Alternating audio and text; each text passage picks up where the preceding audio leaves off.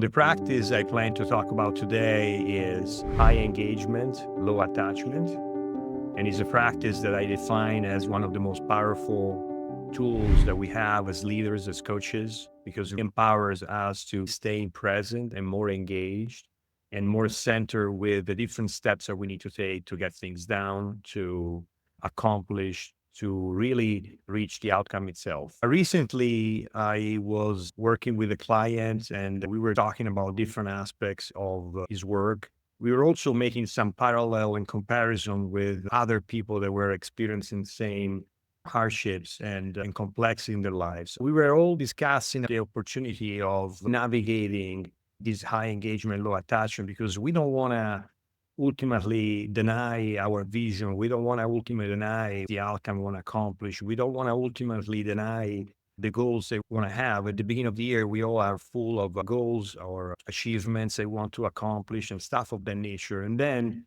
things arrive in our lives, in our work, because adversity is part of the process. Being prepared and staying present doesn't deny what we want to achieve. The adversity is there to teach us something. When we are highly engaged with the process and present, we can work and overcome any adversity that can be thrown our way.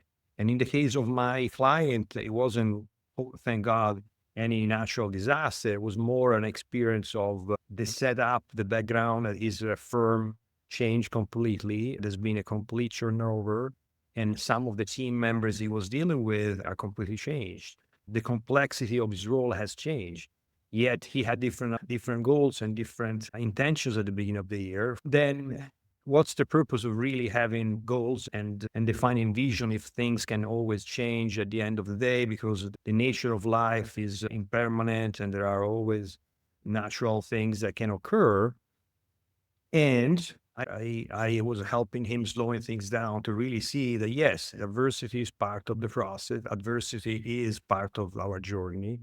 However, when we are highly engaged and not having a strong attachment to the outcome, we are more free. We are more free to be ourselves, to express our leadership, to express who we are. And by practicing that, we set an example. And as we know, leadership is about setting example at some level, is about inspiring.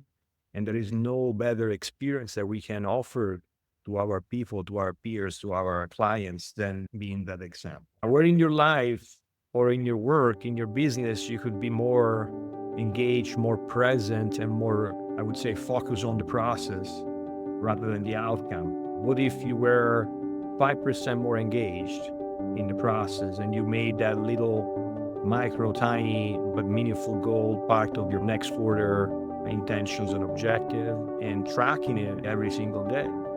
Have I been 5% more on the court today? Have I been 5% more engaged today in my process?